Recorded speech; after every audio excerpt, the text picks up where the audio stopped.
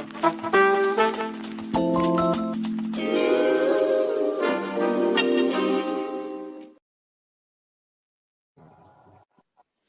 right, everyone. Welcome to another edition of Mic Drop Mondays. We have a special guest, and that is Brother James Watkins III.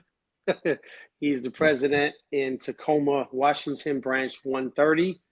And I was out at the state convention over this past weekend, and I had a blast. And so I asked him to come on and kind of give his feedback on how the convention went.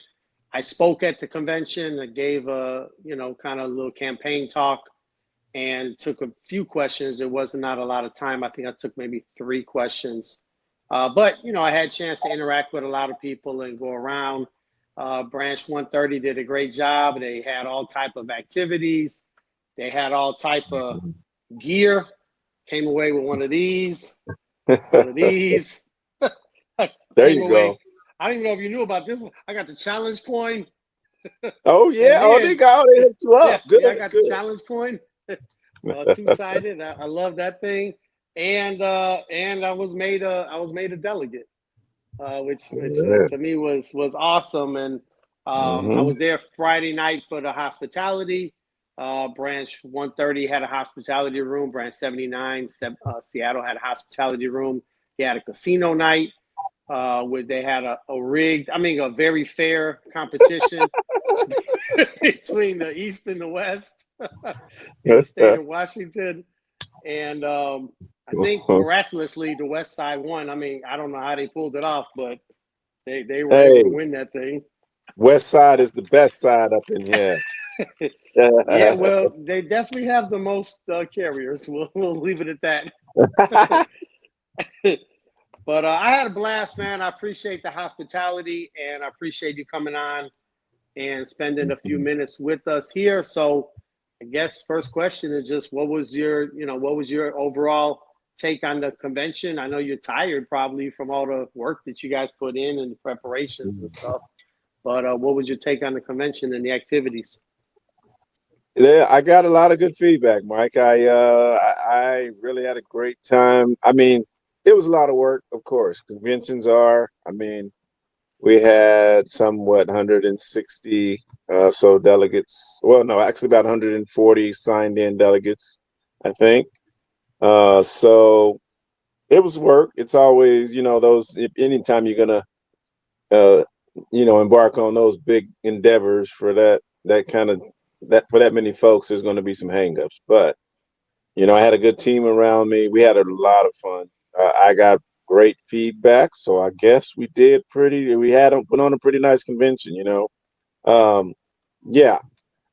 I was hecka busy, so a lot of parts I missed because of that, running behind the scene things. But no, it was a great convention. I like I said, we had great feedback, had a great time. The fun night, the whole kind of thing we do it, the way we do it, it was cool. We enjoyed it. I was surprised to see Brother Vincent Lane in there, and I sent a couple of pictures. Hopefully they can put them up on the screen, but I've been knowing him forever, man. My first convention I went to was in 2000 in Chicago, and he reminded me that we had actually met prior to that in 1999 at, we think, was the National Rap Session was in Chicago the prior year, because you'll have a rap session in the odd years and a convention in the even years. And we're pretty sure we might have met in 1999, but I've seen him at, union events throughout the years. And why don't you say how he became part of your convention? Yeah. So Cynthia and Vincent became part of our convention, of course, when Cynthia served as the national auxiliary president. She came out as a national officer. I can't remember who she came out with, but she came out as a national officer. We usually get about 2 national officers at our state conventions. Came out. So the first 2 or 3 years, I think, was all as her as a national officer, national auxiliary president. Then after that, she was like, And she let us know after she had decided not to run anymore, and she was still going to just get involved with other things or stay involved in the auxiliary or whatever to some degree. Wasn't sure yet, but she said she let us know then. It's like, y'all ain't getting rid of us. Me and Vincent, we're gonna be here. We loved it. She really enjoyed. Both of them enjoyed coming out, and our auxiliary. We have a wonderful state, and even my local auxiliary, because half of my local auxiliary here in Tacoma are all state auxiliary members as well. Um, that and then that other thing right there you're looking at, that pulled pork from Vincent, is the other thing. Like, we can't let y'all stop coming because Right. oh man, that man he put a different something, little something, something every year on that pulled pork. It was good because normally the pulled pork is real kind of shredded and kind of comes apart. Exactly. But Yeah. his is it's got a lot of meat to it and flavor. It was really good.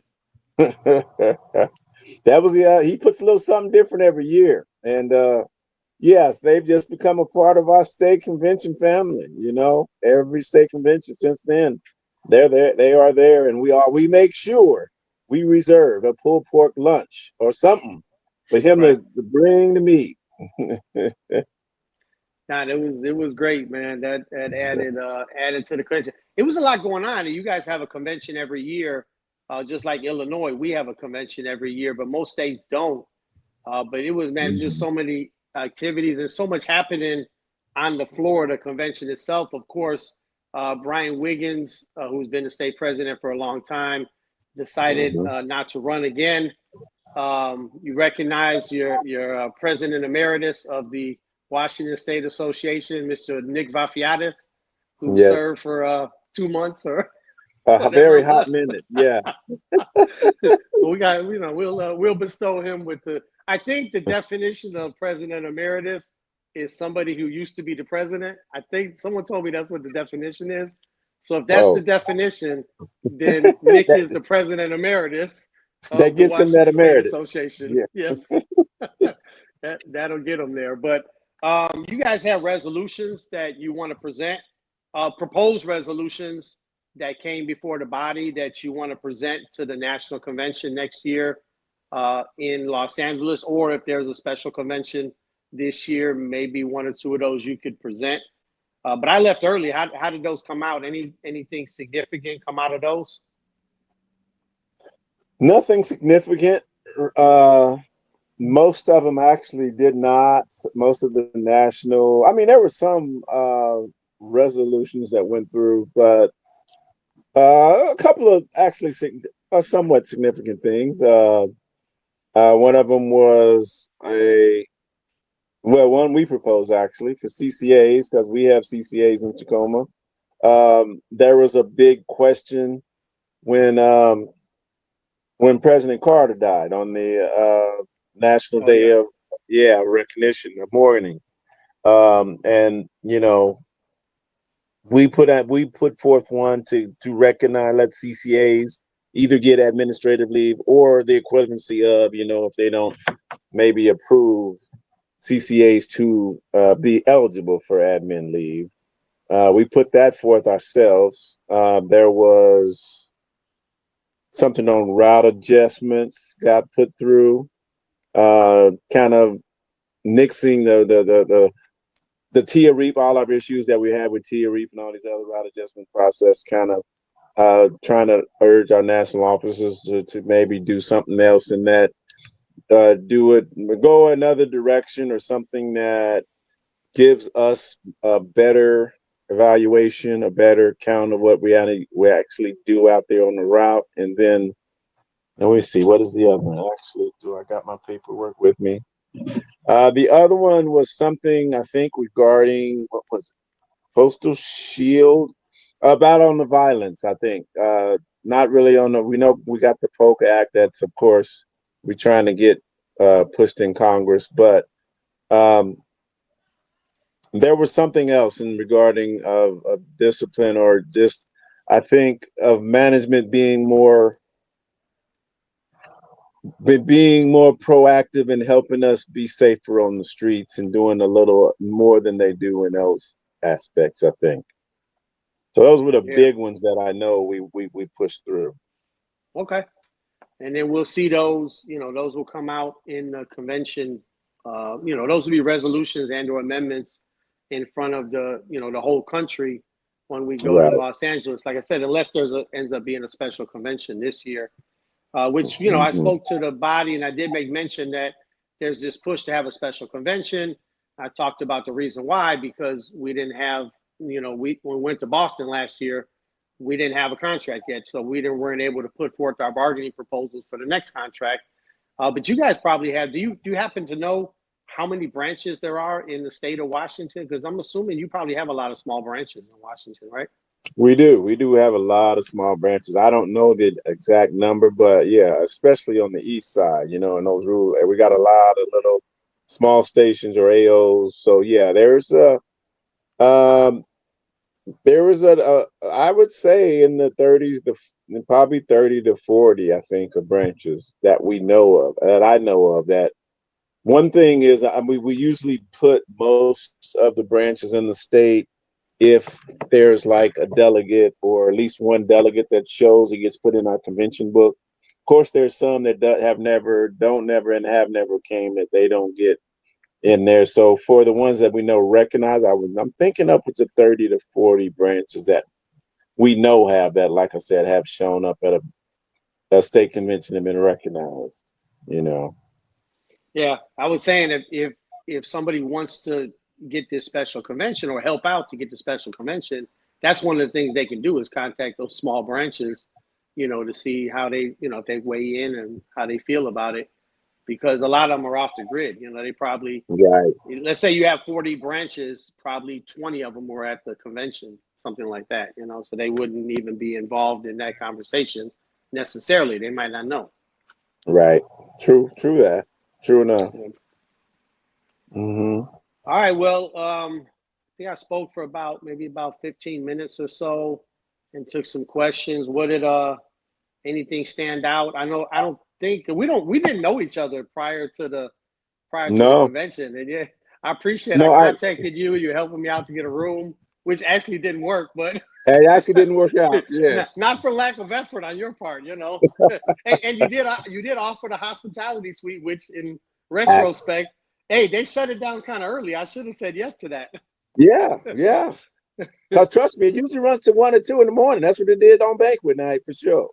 For sure. Yeah, I think about 11 or something, and that would have been giving me plenty of time to get my Z's in. But that part worked out. But you had never, I'm assuming, hadn't heard me speak Never. before, and No. What so what No. did you think? I know you had come up a couple of times and spoke at the Seattle branch meetings Right, or Stewart meeting. I can't remember whether it was a branch meeting or the I think it Stewart was a meeting. branch meeting. Yeah. Okay. And what happened was the same night we had actually moved our steward meeting, so I couldn't make that one. And then there was something else so I had never really I had not. I'd known, I seen the name, I seen maybe some Facebook post or whatever here and there, but no, I hadn't really Right. talked to you or heard you speak and kind of get your issues and see things that you're interested in or things that you're trying to do to push this um, association of ours forward. So we did have a great conversation in that night in the hospitality room. I will say that. Yeah.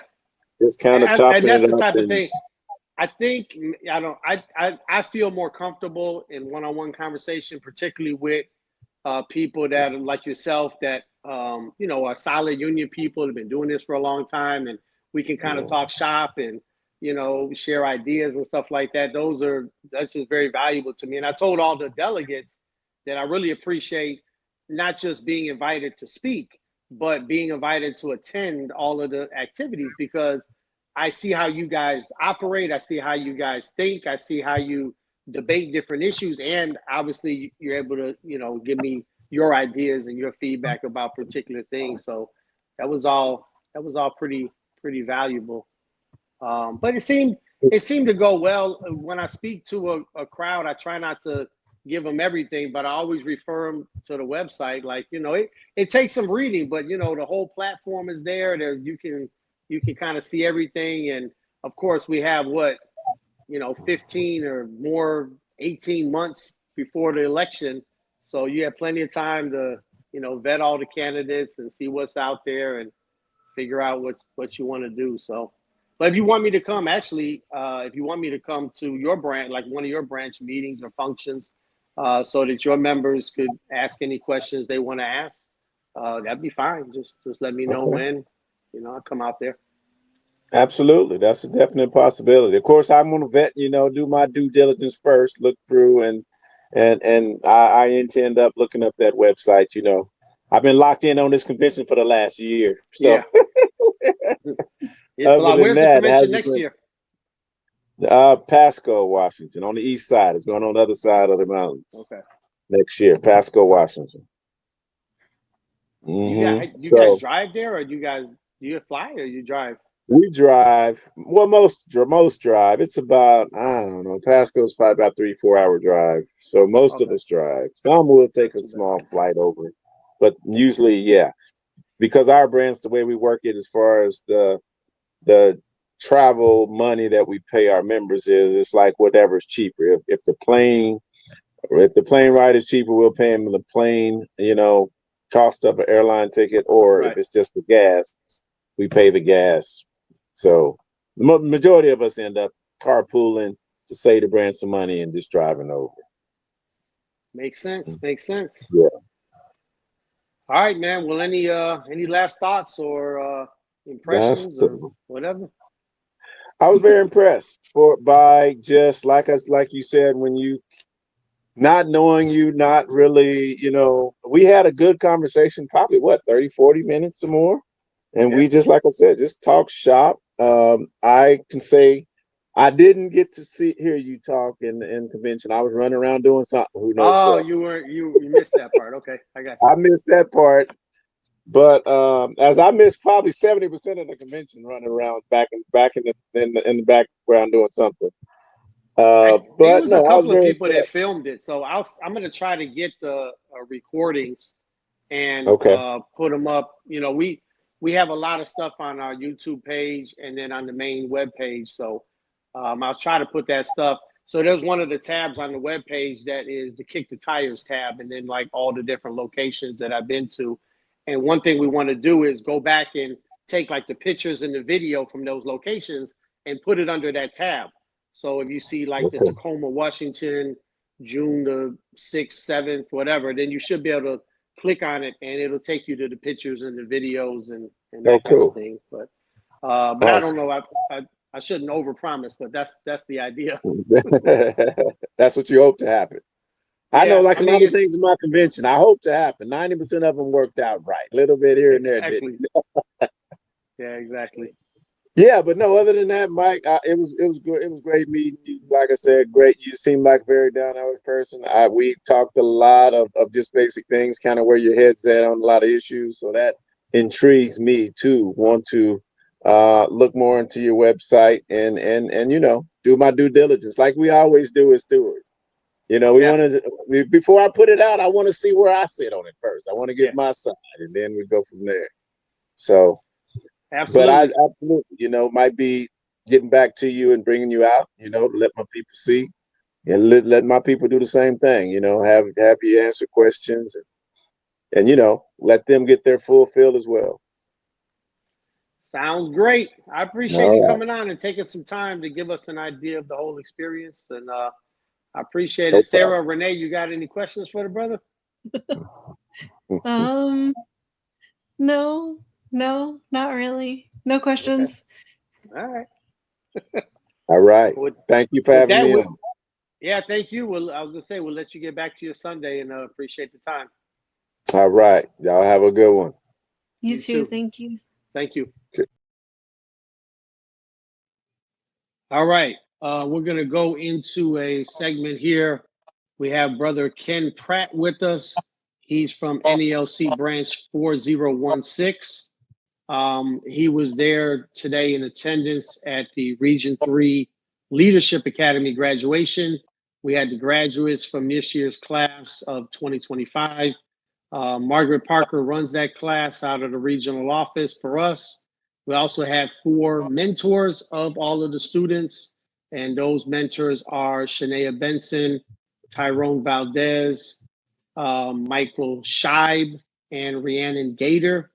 They did a really good job. The feedback I got, because Ken, you and Sarah were in the class last year, the feedback I got was the mentors really did a great job this year and working with you guys, working with the students this year on their projects and stuff like that. But Ken, as a part of the Leadership Academy this year, you had what, 3 or 4, maybe 4 people from your branch? No, we had 3 total. 3 total? Yep. No, you have 4. 4? No, yeah, you're right. 4. I'm sorry. It was 4.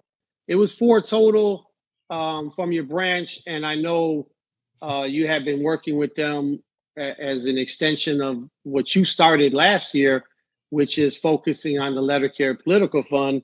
You made up these nice hats. You got a friend of yours making these up, and I know you're planning on bringing a lot of them to the state convention as a way to raise funds and get people interested in the Letter Carry Political Fund. I think it's awesome. So I wanted to give you some time on this platform to, let everyone know what you're up to and promote the fund as you do. Appreciate it. So, well, I'll start off with an introduction of myself, which you did a little bit. I'm Ken Pratt, of course, so 4016. Recent graduate last year of Leadership Academy, and when I took Leadership Academy, I noticed that our percentage in my branch was low, and that was something that I wanted to take full advantage of and see how I could grow our numbers in our branch. When we started, I want to say we was like at 8%. As you found out today, we are at 14.33% now, and that number is going to continue to grow. But as I work hand in hand with Matt Tanner, we done came up with this kind of system. I text him, he texts me the numbers, and that's how I'm reaching out to some of the members. And I done took it a step further and branched outside of our branch. I don't care what branch they in. If I see them, if they got a postal uniform on in the grocery store, I'm talking to them to get them signed up, because right now, we're under attack from management. We're under attack up on Capitol Hill with these bills that's getting passed or trying to get passed through the House and Senate, and we're getting attacked by Democrats and Republicans, and we support both of them because, and be quite frank, money talk, bullshit walks. I'm ready. I'm willing to give all my money and funds to somebody that's going to keep my job, that's going to be in the fight for me and fight for my brothers and sisters as well. And the tactics I use is I don't take no for an answer. When a carrier tells me, no, I don't want to donate, so okay, I'll come back to you. I come back within 5 minutes to 10 minutes, say, did you think about it? And finally, they'll say yes eventually. And I give them the tools and the information, and I want to say train them and on what that money is going to. I always hit them with, you bought a cup of coffee this morning, you're not signed up. That $5 could have went to the political fund. Or I use the fact that me personally, I've been in the post office going on 4 years now. 2 years of that time doesn't count towards my career. I use that tactic with CCAs and people that was TEs, non-career status, because it's a lot of carriers out there that unserved time as non-career status for probably 10 years maybe. They would love to get that time bought back. So I give them that information, and eventually they come around and say, yes, sign me up. What else can I do? And I always tell them, bring somebody else to me. Let's continuing to sign people up. I don't just personally, I'm not working for just 4016. I'm representing Region 3 because as of now, I'm looking at the numbers. We have like 15,000 carriers in Region 3. Yeah, about 15 and a half, but yeah, 15, over 15,000. Yep. That number's gonna continue to grow as the post office hire people. And at the end of the day, we need to grab all carriers, not just 4016, branch 11, 8. What's yours, Sarah? I forgot your number. 825. 825.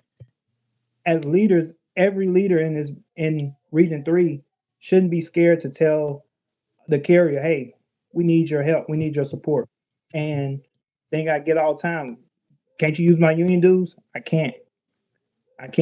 That's against the law. That's against that's against That's why we have a separate fund. So exactly. And the other thing I tell them, that they say, well, we can't strike. I said, that's something we agreed upon in the contract, that we won't strike. That way we have a right at the table to bargain. And I always tell them, it's an act of Congress that can take all our rights away. And that's something we don't need that to happen. So I looked at the numbers there, and it looks like you got about 1,200 members in 4016. So that means you guys have signed up an additional about 72 additional people in your branch that are, regular contributors. So that money definitely adds up. And now you're branching out and you're becoming the guy who is, not just signing the people up, but getting other people involved in the signing up people process. So you're branching out into getting other leaders out there.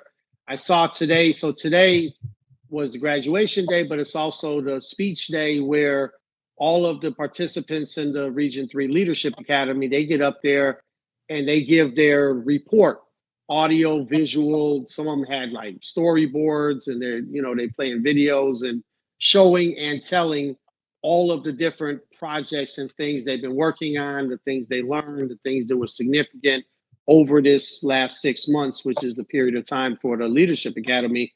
And I know that some of the things you guys were doing, the people in the Leadership Academy with you, I mean, they had a picture of you dressed up like a leprechaun for the March meeting of 4016. You even showed the little kick, that was funny. But you guys really did different things, made it fun, and got a lot of people involved. So and then hopefully all the people in the class, they saw that and they take that away. And even those of us in the back that were just kind of watching the show, we learn a lot from that too. So that's a beautiful thing, brother. It's about bringing something. I'm all about keeping the old in, but also bringing something new to the table, because you have to get a lot of the younger generation involved, because a lot of them don't understand that, hey, we can be working today and Congress can swipe that pen and we're sitting in the unemployment line or something. And going through Leadership Academy, the 1970 strike, that Wildcat strike, that really right there, it feels like, me personally, what the members in Illinois did for us, they paved the path, and I don't want to be one of them ones, the new generation, that just dropped the ball on that. Yep. Yeah, and we already seen, some things obviously that didn't go our way, like the 4.4% from 0.8% that we're paying in FERS, like the extra 3-day waiting period for OWCP. Now, we didn't get maternity leave. That was another one. Federal workers got maternity leave. We didn't. But we did pass postal reform. We did pass the Social Security Fairness Act. We haven't been able to pass the Retirement Fairness Act yet to get credit for your non-career time, to protect our Letter Carriers Act. And now, of course, the fights against the privatization or the elimination of universal service, and the possibility that we could lose the Social Security supplement. Like, all of this stuff affects you a lot over a career. So those things are all important. And if your job is important to you, what is $5 so that you can be in the game along with all your other brothers and sisters. And I've always been a big proponent of the Letter Carrier Political Fund. And like I say, I just appreciate the work that you're doing. And I would encourage everybody out there to get in the game if you're not in the game now, and get your coworkers in the game. This is not for the special people. This is, this is for every letter carrier to be in.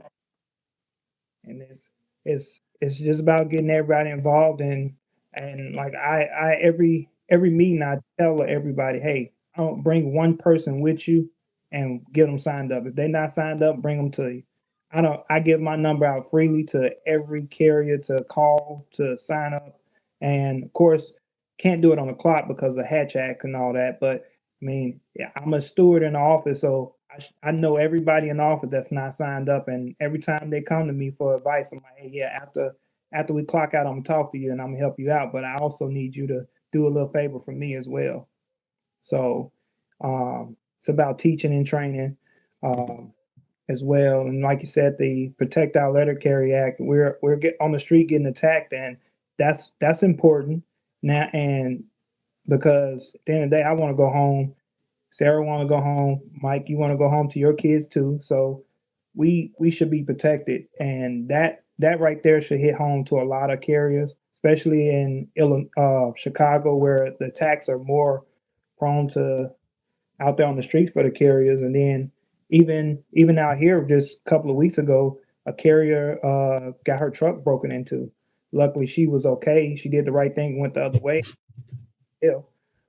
But that's something that we need passed to through Congress, and also the privatization. We provide a universal service to our customers, and I think we need to get the customers involved as well, because they vote for Republicans and Democrats just like we do, and they need to understand that, hey, if we're privatized, we're not going to give you the same service, because it's going to be owned by somebody from Amazon. That's, hey, we're not going that distance. It's going to be, you got to pay a service for us to deliver your mail now, and we're not funded by the government. We're not using taxpayers' dollars. That's what the media is putting out there to our customers, and a lot of our customers are believing that. So I don't know what we can do out there. We, as letter carriers, we need to get the word out that, hey, we're not using your tax dollars. We're funded by postage, shipping and handling. Yeah, absolutely. Hey, Sarah, I know you guys are trying to put the Letter Care Political Fund disclaimer up on the screen. It's just a disclaimer, just for everyone listening, that says that the Letter Care Political Fund is voluntary. Nobody's trying to make you do anything. We're just encouraging our members to join. But if you don't want to, you definitely don't have to. So we just cover ourselves legally by putting that disclaimer up on the screen. So we'll find that and get it up. Go Yeah, ahead, Ken.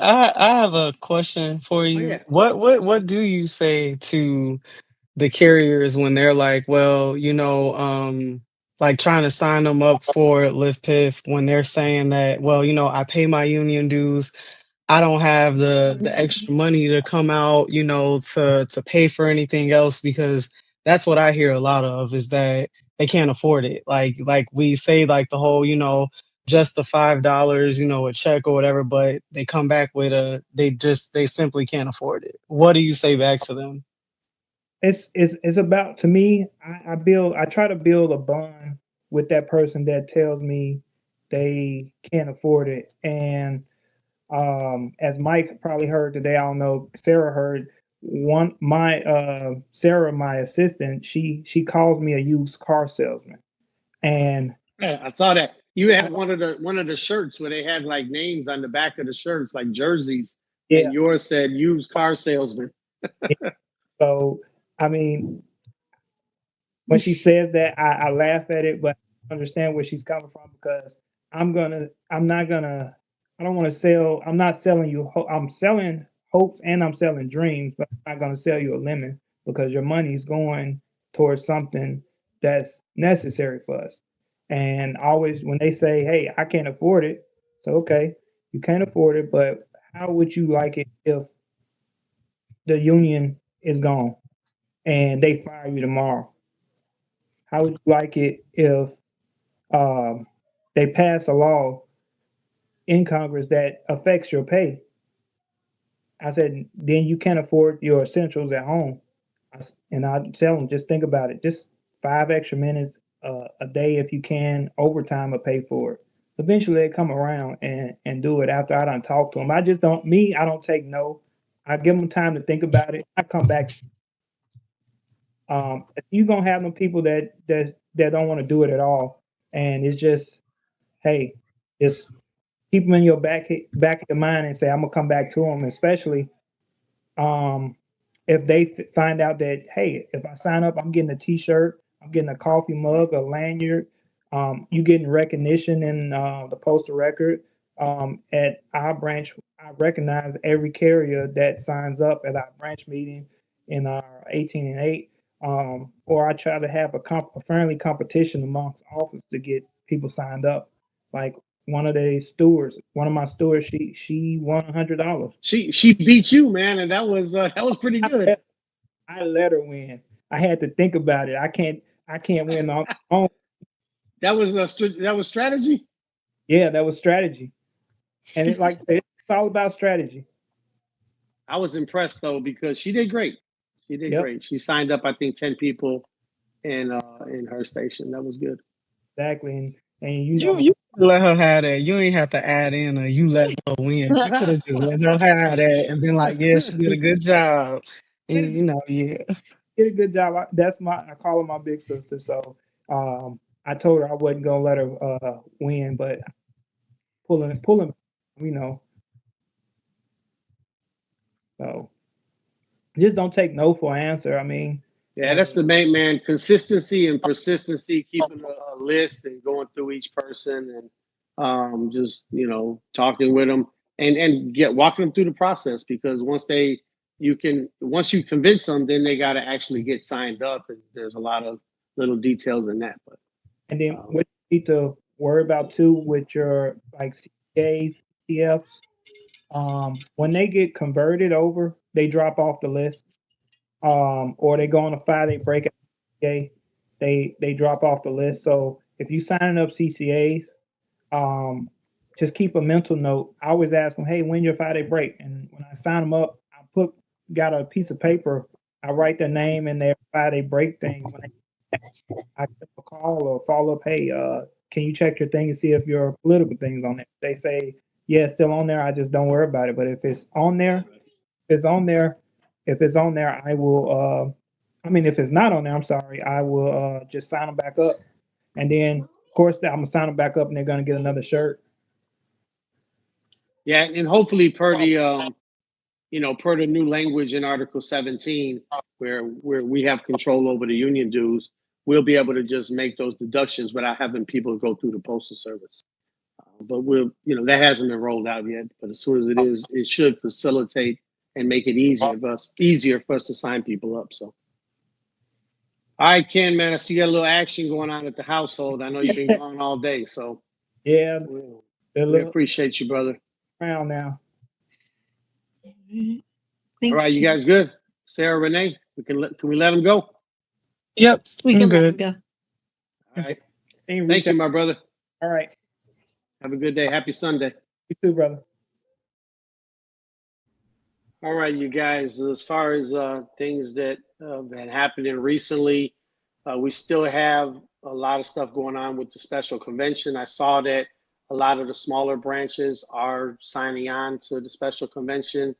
And I just, like I've been saying, I just hope every branch does consider it. I was trying to get somebody on. I wasn't able to do it for this week, but maybe next week. Somebody on that could talk about the cons, that either against it themselves or members of their branch, are against having a special convention. And, we can hear from them as far as their reasons why. But hopefully we can get every single branch in the union to consider the idea of having a special convention this year. And, however the vote falls is how it falls. And then in order to do that, they're going to need a lot of help, Jenna and Stephanie, that are organizing this. So if you can contact the people in your state, I don't know if that's the reason why some of those small branches came on as passing the resolution for a special convention. but I know that they still need help. So I'm just going to put that out there again. And then up on the screen, you see the obituary from Grand Junction, California, from the funeral home. Brother Dan Workman did pass away on his route on May the 30th. And I spoke with the president earlier today. I'm hoping to get him on because he does have some things that he would like to talk about regarding this incident and how management dealt with it or didn't deal with it. And hopefully, he said not today, not next week, but hopefully the one after that. So we're looking to get him on in a couple of weeks. President's name is Eric Salazar. That is branch 913 in Grand Junction, Colorado. But he did tell me, Eric did tell me that the coroner has come back and the brother had a heart attack. And the coroner has stated that heat was not the cause of the heart attack. Of course, I don't know. We're not doctors, so anyway, that's what the coroner said. I think he mentioned that OSHA was coming in to open up their own investigation and find out what happened. So anyway, we'll obviously provide you any information that we get. But in the meantime, let's honor the life of one of our brothers, Dan Workman, who passed away on his route. At the end of the route, and what Eric did tell me is about 14 miles in walking delivery on that route. It was a very hot day, over 90, and it was the very first hot day of the season. So anyway, those are just the facts that we know at this time. And our condolences go out to the brother and his family and the family over there in branch 913 as well.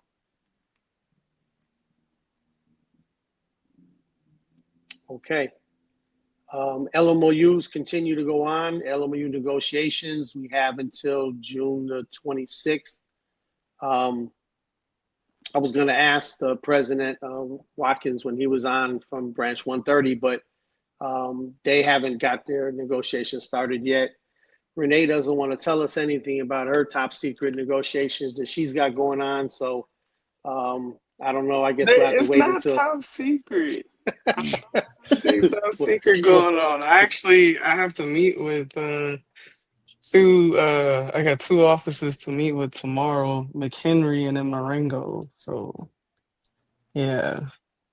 Okay. Yeah, it's just mainly the overtime stuff that I'm looking at, I guess, right now to change up because we have that 10, 12-hour language in the LMOUs to change that as far as the holiday, pecking order. So that's mainly been the one thing there that we're changing. I had a bit of a stir up in one of my offices because they wanted to go from fixed days to rotating days there. So that was a big thing there. But how did that work out? They're going to rotating. The post office agreed? Yep. So you had kind of canvassed carriers and got feedback from them, and you said it was close. I remember because me and you talked. It was close, but the majority did want to go to rotating, and so you took it to the post office and they agreed? Yep. Yeah. Yeah. So, and I mean, kind of, left it where, I mean, we may be going into negotiations again soon anyway. So, I mean, it's something for them to I guess to try to see if I know that they've been fixed for years now, but yeah, so interesting to see how this is gonna go. Yeah. Okay. All right. Well, we'll see if there's any more updates. So we had this weekly show, so I'm sure you'll be bringing forward any new developments that may be of interest to the hardworking letter carriers out there as every branch and every installation goes through this LMOU process. All right, we have another special guest with us. This is Ms. Brina Archie. She is officer in Branch 11 Chicago. She also happens to be my union steward at 22nd Street, where I have Route 16. What route do you have over there? I have Route 3. Neither of us are there very often. Right. with our duties with the union, but we're there. But also she is treasurer in the Caref4Prez campaign. We have a 501, was it 501c, whatever. We're a nonprofit organization. 501c3. 501c3. But we collect money, and Brina's in charge of managing it. And there's a lot of disbursements, and we get money in, and you know, the legalities and the bank accounts and the credit cards and all of that stuff. So I appreciate her for all of that. In addition, she was with me last week. We went to Branch 56, Grand Rapids, Michigan. And that was the first time, Brina, that you were able to see my presentation to the members there. And you had some feedback when we were coming back to Chicago. So I just wanted you to tell everyone what your feedback was. I thought it was pretty good.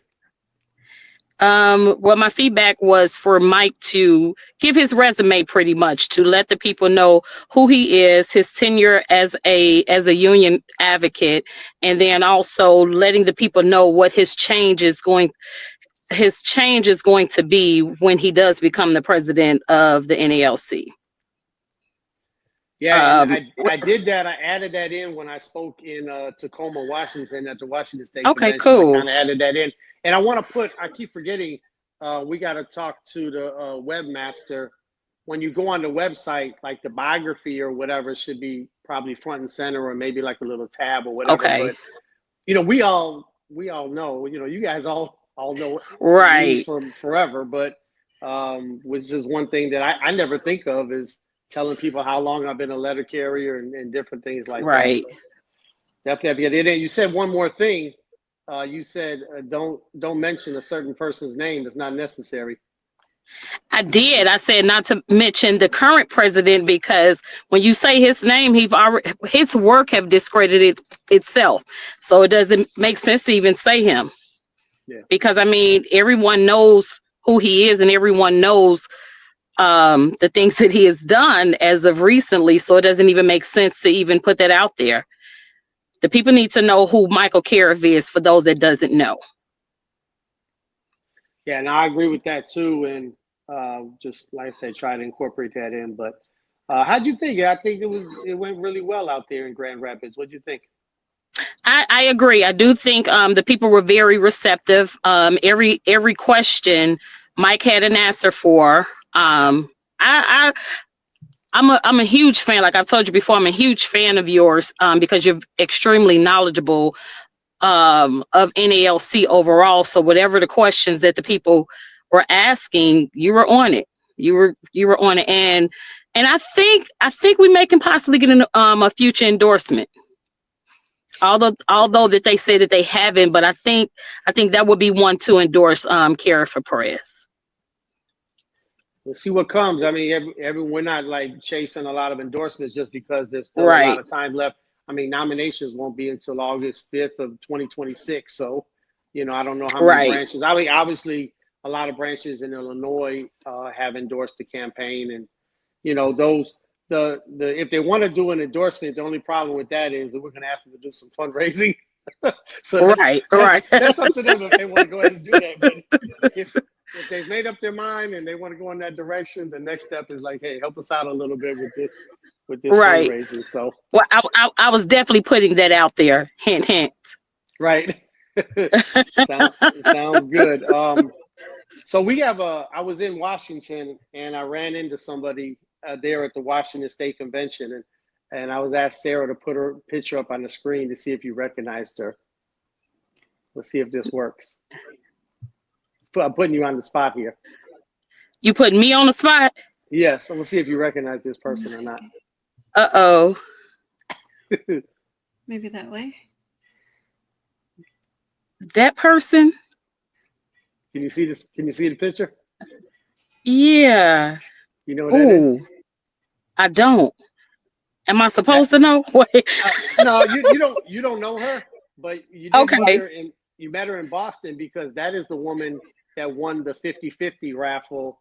Oh, really? Yeah. So she said thank you for that garden shed or whatever she spent the money on, but she won. Oh, nice wow. chunk. How much? Yeah. Was it $7,000 or something? No, it wasn't that. I think it was between 3 and 4,000. Oh, Yeah. 3 and 4. Okay. I know it was some Yeah. thousands, but she did well. But yeah, she was a delegate there in the at the Washington State Convention. Oh, And cool. after I spoke, she came up to me and was happy about having won the money. Obviously, we took a little picture, and then she had an idea, and she said, "When you become the president of the union, the first thing you need to do is get the Postmaster General to come walk your route with you a whole day." And I thought that was a great idea. I said, "Yep, that's the first thing we're gonna do. Bring this dude out here to I got my own route, so come on, let's go." That would be really funny. Yeah, we I'm have a for good it time. though. Hey, Yeah. I'm sure the good people in 22nd Street Station would get the donuts or whatever. We welcome Absolutely, them. we will. Come on in. We'll get the good can too. Right. Exactly. So, yeah. Anyway, I just wanted to get you on real quick to give you feedback on that stuff, and I appreciate you. I know I always mention there's a lot of people working on this campaign, and it just takes all of us, and I appreciate all the work you guys are doing. So, thank you, thank you, thank you. And Thanks for I'll let having you. us. Yeah, no problem. And any final words from you, Brina? We like Mike. All right. Awesome. Thank you. I'll let you get back to You're your welcome. Sunday. I thank Bye-bye. you. Good Bye-bye. night.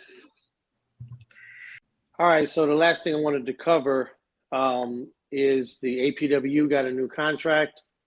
It's pretty much a copycat contract, which for me just indicates how poor our contract is, because if you look at what we should be making, just talking about salary, not talking about all the other issues we have, uniforms, grievance process, mandatory overtime, blah, blah, blah. But just talking about salary, what the clerks make, we should be making more. Even in the clerks APW pay chart, you have grade 4, grade 5, grade 6, grade 7. Clerks are at grade 6. Even if we were just on their pay chart, we should be at grade 7 or grade 8, at a higher level than what they are. Obviously, comparability, hopefully on our end, would be closer to what UPS drivers make, which I'll remind everyone is sitting at about $47 an hour top pay. Our top pay, even at the end of this contract, will be more like $42 an hour. So the clerks got a copycat, 1.3, 1.4, 1.5, retroactive to the expiration of their contract, and cost of living allowances, which they get cost of living, the same amount is applied to all of the steps. The big downside to their contract is they don't go all the way to the top. So currently, if you look at the NALC's pay chart, and next week I'll put up some charts and show you guys a little bit more. We weren't able to get that together for tonight. So if you look at our pay chart, I think it goes up to like 82,000. Their pay chart, a level 6 clerk, only ends up at like 74 to 75, whatever, but significantly less than where we end up at. But the starting pay for clerks, it was $27.28.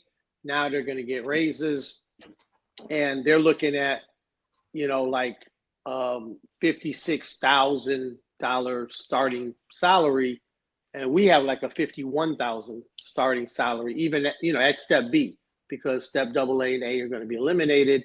The starting salary in step B, which is a lot higher than what it used to be, but still, it's like $5,000 less than what a clerk can make. So if you're looking for a job, you say, do I want to do this job where I'm out on my feet all day, where I'm getting all this pressure on me, all this stress from all the customers, from management, the physicality of it, getting assaulted out there in the street, dealing with all the elements. If I want to get a job as a carrier or a clerk, the clerk job pays $5,000 more. That's insane. So, I want to run some numbers and see how long it would take in those charts, because they also get increases every 34 weeks versus we get a step increase every 46 weeks. So they move up quicker, but they're going from 56 to say 74, and it's not that big of a gap as opposed to ours from 51 to 82. We're getting about $1 an hour or $2,000 salary increase in each step.